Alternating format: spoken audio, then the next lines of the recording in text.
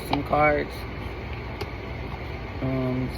for some encouragement for you. I'm not sure what's going on. I got my angel cards. So it's angel numbers and angel messages. And I just want to see what come through for you. I think I'm just going to do like a quick one card from each of the 3 decks. So 3 cards. And just see and get some encouragement. Maybe something really good is happening. I don't know. But let's see what the cards are saying.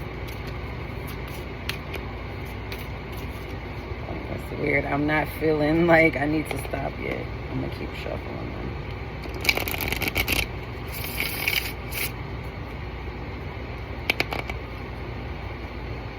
Thank you, Spirit. Give my sister a message.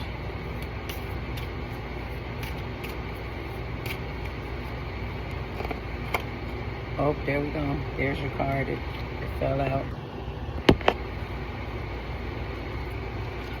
So, this card is the number 4. Have you been seeing 4s at all? I am stable. I am stable. The card says you bring stability and rationality to any situation. You are the rock, and your hard work and perseverance make you a dependable friend, partner, and colleague. I am stable, number 4. I wouldn't be surprised if you've seen 4s or... okay, and then let's do... okay, so these are the Angel Abundance cards. These are messages. So let's see.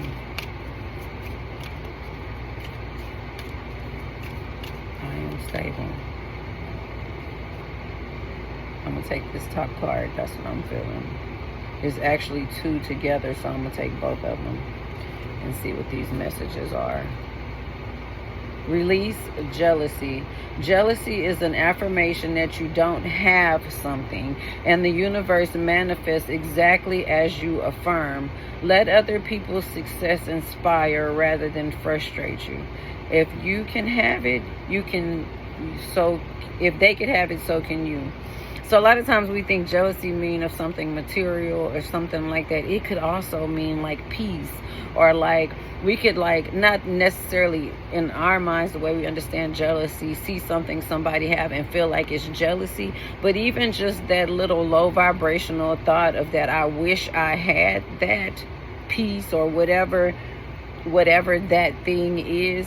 It says to the universe that I don't believe that I am the creator of my own destiny. So that means that I don't believe that I can create whatever this thing is that I see in somebody else that makes me feel like, why I can't do that? Why am I struggling with that? And so that one little thought, even if it was passing, even if you don't even remember it, it just says to the universe that I don't believe that I could have what it is that I desire. So this goes back to the whole thing about believing in something outside of ourselves. You know, religion has taught us we had to believe in the God outside of ourselves in order to have, which means that separates us from the fact that God is already in us. And I know I've said, like, I accepted Christ into my heart, he's in me, and then we're like praying to God outside of ourselves and seeing ourselves as separate than God rather than we are God, because God created us in his image, and we are the apple of his eye, which means we are directly, exactly, completely connected to God. That means that we are not separated in no way. God is, the way I've heard it recently resonates with me so much. God, source creator, is living the human experience through each of us. So each of us have something going on, living different lives, different things. God is the human experience, living his human experience through us.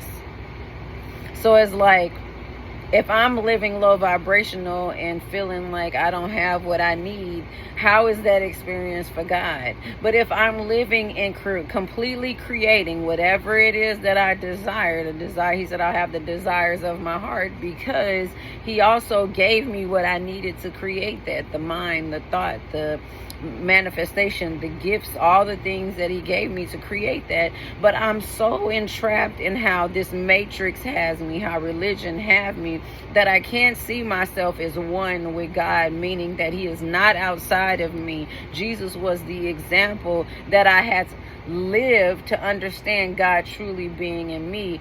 But government put the Bible together to have us in the way that we were governed by the mint, right? We were governed by this organization that is saying that we should believe that God is outside of us, because it's easier for them to control us if we believe God is outside of us.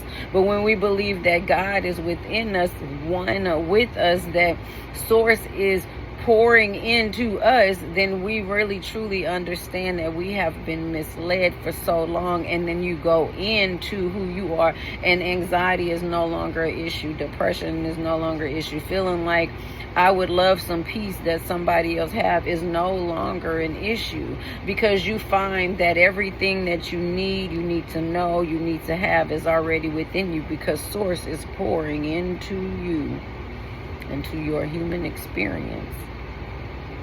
And there's a magnetic, magical thing that happens when we release ourselves from this government Bible and understand that it never had to truly be written in a book, because it is written inside of us already. It's written on our hearts, it's on our soul. It's so imprinted on us, the way of source God, and how to live this righteous life that it was called in the Bible. There's no confusion as to the rules that were put in the Bible when it's let go and you're able to just be spirit. This, I feel like, is not a material jealousy. I feel like it's more of a peace that you may be somebody, you seen somebody and you like, I wish I had that. Not like, oh, I would, green jealousy, envy, but that like, it would just be nice to have that. So I'm just, be mindful of that remember that you can create whatever it is you want for yourself. So when you see something that like that, somebody got this piece, it's more of a like, I'm going to create that for myself, not like I wish I had it, because it tells the universe that you don't know how powerful you are, and then the universe have to send you more of that, I don't know how powerful I am, when really and truly the universe just wants you to have everything that you desire. So the other angel card is dreams of abundance. It says, as you sleep, God, your angels, and your higher self are giving you divinely guided ideas, answers, and solutions. Be sure to record your dreams in a journal, because they contain valuable insights that will help you manifest and desire your reality. Confirmation birth. This is a powerful step in where you are. Even if you cannot physically write, if you can grab your phone and record what you remember in the moment, you'll start to decode some of the things that just seem like the devil is on you. There's no devil. It's our shadows that we created from fear, because we've been taught that there's a devil. There's like entities that's out there, but they're based on us creating the belief that they are real. And the devil thing has been programmed into us as children. And so it's always there until we deliberately let it go. So remember, the Bible says every good and perfect gift is from God. That's so true, because we get to create the goodness for ourselves, which means that anything we create for ourselves that makes us feel good, happy, joyful, that's self-creating and co-creating with source. And with that, it's every good and perfect gift that's from God. Anything that's negative, dark, shadowed, that's not from God, because We created that through fear and stress and anxiety. Okay, and then we have one last angel number card that we gonna pull and see. These are usually like multi-digit cards. And we'll see. This I was finna flip the deck, and this is what came up. Taking initiative. 1221. It says transformation, positively, happiness, communication, messages, good news, self-expression, high energy. Make the most of what you have, and it will lead you to new heights. Acknowledge your blessings and cherish your loved ones. Inspiration will guide you forward, helping you discover your path. Exciting news and positive developments are on your horizon. That last card is always a confirmation card. Who's this calling me? Oh, that last card is always a confirmation card. So it go in to confirm. So first of all, the universe wants you to know you're stable. You have everything you already need. And you are everything to everybody that you already want to be. The universe is telling you that. So like, don't question that you got your shit together. You're stable. You right where you should be at this time. Like, don't question it no more. You've worked your ass off to get to this point. It says you bring stability and rationality to any situation. So why wouldn't you understand that you bring that to your own stuff that you feel like is overwhelming, or you bring that to your own self? That's not just what you bring for other people. Most importantly is what you bring for yourself, but you have to acknowledge that. So this card is saying, make the most of what you have and acknowledge your blessings and cherish it. You stable. Acknowledge that, cherish that. Most people ain't stable. Acknowledge it and cherish it. It also says cherish your loved ones. No matter what's going on with them, you stable. So you still can love and cherish them. You stable. It says inspiration will guide you forward, helping you discover your path. Exciting news. So let's go with that. Inspiration will guide you forward, helping you discover your path. The one about your dreams of abundance and writing it down, I promise you, the first time you write it down, even if you write it on your phone, or if you record it and then go back and write it when you wake up, it's going to inspire you, because it's going to guide you forward. You're going to start to decode those things that make you feel anxious or overwhelmed, or just like something ain't right. You'll start to decode those by interpreting your dreams. So one of the things I like to do, if I wake up to write something, first of all, I document whatever time that is, because those numbers are part of the code. Those numbers have a message. Then whatever I remember when I wake up, write that down. Then in the morning, I revisit it. Whatever time I look at it in the morning, I usually write that down. Anytime I look at time, that is a message to me. Any numbers are codes to our DNA, to the knowing of who we are. So when you look at something that numbers, anytime, like if something happened, like you got a call saying that you won $1 million. Look at the time. It's a message in that time from something in your past that's showing you that I knew you were going to be here and I prepared you for this time. This number is a piece of that code or message that you gave yourself in that other time, so that when you came to this point, you would know, because you knew that the other shit that the government or system would have had blocked you off from the true knowing of yourself, and that it would have to be a path and a journey that you would have to discover to find that. Right? And again, remember that I keep feeling like I have to explain that this jealousy piece is not the way we traditionally see jealousy. Like, you got this type of car and I'm jealous. I wish I had that car. I don't have that kind of, why you got that car? It's not like that. It's more of something, like I keep telling you, peace keep coming up. But you've seen somebody they probably got a lot going on, but they have a peace within that. And you like, man, I wish I had that. Peace keep coming up for me, and it's saying, this card say release jealousy, but jealousy is not in that way. It's really just, so it say jealousy is an affirmation that you don't have something.